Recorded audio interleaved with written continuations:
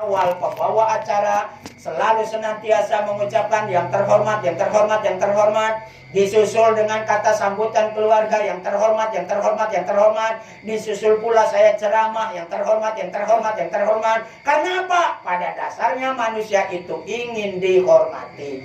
Dan sudah dari awal penciptaan manusia itu dihormati. Buktinya mana? Wa id qulna lil malaikatis judu li adam fasajadu illa iblis. Ingatlah kami ketika berfirman kepada para malaikat, wahai malaikat, sujudlah kami semua kepada Adam. Semua malaikat sujud kecuali iblis. Mengapa malaikat itu disuruh sujud? Sebenarnya disuruh menghormati, disuruh memuliakan. Nah sekarang ini kita ini anak-anak Adam, cucu-cucunya Adam.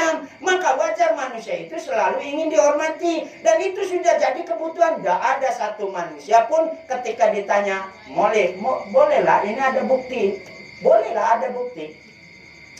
Ibu-ibu pengen terhina apa pengen mulia? Oh, tidak jawab. Ibu-ibu pengen mulia apa pengen terhina? Pasti kita semua ingin dimuliakan. Tidak mau kita ingin terhina. Sebab terhina itu sakit hati. Ada ustadz ya ceramah, misalnya yang bawanya Kapolda, duduknya dengan Kapolda. Karena apa? Terhormat ustadz. Ustadz yang manggil Pak Wali, duduknya dengan Pak Wali. Karena apa? Terhormat ustadz.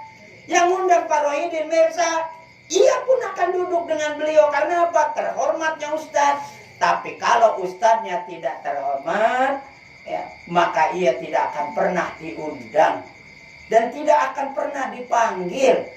Apa syaratnya Bapak Ibu supaya kita tetap terhormat? Apa syaratnya supaya kita tetap mulia? Syaratnya tidak usah banyak. Kalau ngaji dalam kitab Tanbihul Ghafilin itu syaratnya 5. Kalau saya buka semua pada malam ini 5, saya yakin saya yang kelitahan.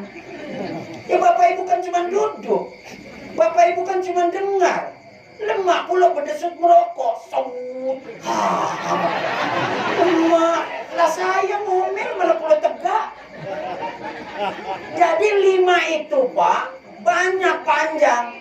Tidak usah banyak-banyak. 1 saja. Ya Bapak Ibu. Syaratnya supaya kita tetap mulia, tidak usah banyak 5. 1 saja, insya Allah tetap mulia. Apa syaratnya? Jangan maksiat. Kalau sudah maksiat, sudah selesai. Siapapun kita. Ustadz, contohnya saya.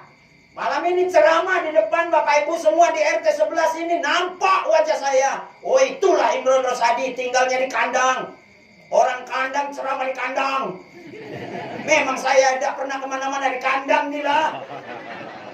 Makanya orang mengenal saya itu bukan Ustadz Kondang, tapi Ustadz Kandang. Ya. Jadi Bapak Ibu yang dimuliakan oleh Allah, wajah nampak Bapak Ibu. Namun pagi-pagi saya berjalan bergandengan tangan dengan perempuan yang tidak berjilbab, roknya di atas lutut, berjalan ngiplak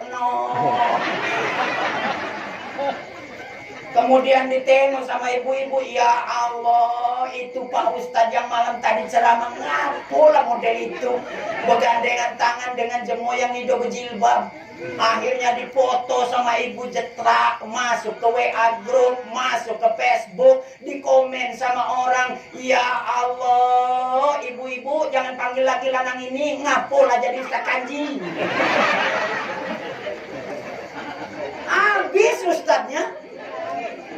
Coba saya sekarang bertanya betul sama Bapak Ibu semua. Kalau Bapak Ibu nengok saya malam ini ceramah, pas besok Bapak Ibu nengok saya ngadu ayam, saya yakin Bapak Ibu tidak akan lagi ada ngundang saya. Masih? Hebat Pak Lurah. Oh itu baru ngadu ayam. Kalau ketahuan di kelurahan ini, kelurahan kandang di RT 11, saya punya selingkuhan. Gimana? Masih juga. Saya yakin Bapak Ibu, saya yakin. Sebab Bapak yang namanya Ustadz itu bagaikan kertas putih. Sekali tercoreng arang di kelahi, selesai. Udah. Lalu siapa Bapak Ibu sekarang? Tanya dengan diri masing-masing, siapa saya ini? Selagi kita masih ingin dimuliakan orang, selagi kita masih dimuliakan oleh Allah Subhanahu wa taala, jangan pernah kita berbuat maksiat. Apa bisa Ustaz kita tidak bisa berbuat maksiat? Sesungguhnya memang tidak bisa. Namun bukan orang namanya kalau sekali bermaksiat terus dikerjakan, itu belis. Lalu bukan orang pula manusia yang tidak punya dosa, itu malaikat. Lalu manusia itu yang bagaimana? Sekali maksiat terus dia bertobat, sekali dia bermaksiat terus mohon maaf, selalu senantiasa beristighfar mohon ampunan Allah. Itulah puncak kemuliaan manusia. Selagi dia masih beristighfar mohon maaf kepada Allah Subhanahu wa taala. Memang pada dasarnya manusia itu menginginkan kemuliaan itu. Jangankan Bapak Ibu yang tidak nampak maksiatnya. Orang yang jelas-jelas ini, udah jelas-jelas ini. Jelas-jelas.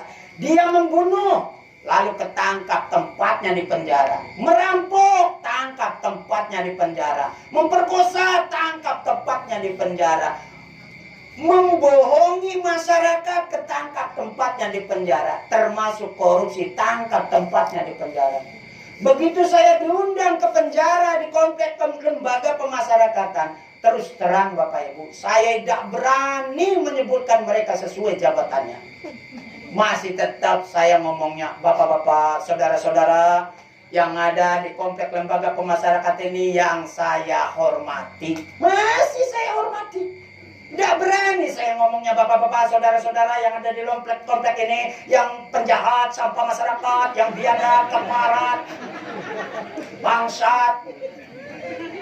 Tidak berani saya. Lalu timbul pertanyaan, kenapa Ustaz tidak berani? Woi bonyok muko, jangan main-main. Mungkin saya tidak pulang lagi. Kenapa? Itulah walaupun berbuat model itu masih ingin dihormati, apalagi kita. Ingin kita dimuliakan oleh Allah Subhanahu wa taala, dibebaskan dari penyakit corona, virus corona, sehat, ingin kita.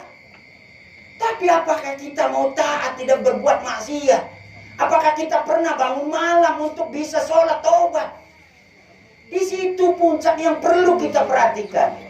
Jadi siapapun kita, selagi berbuat maksiat, itu akan tercoreng arang di dahi. Tidak akan pernah jadi mulia. Lalu Bapak Ibu, saya tengok ibu-ibu.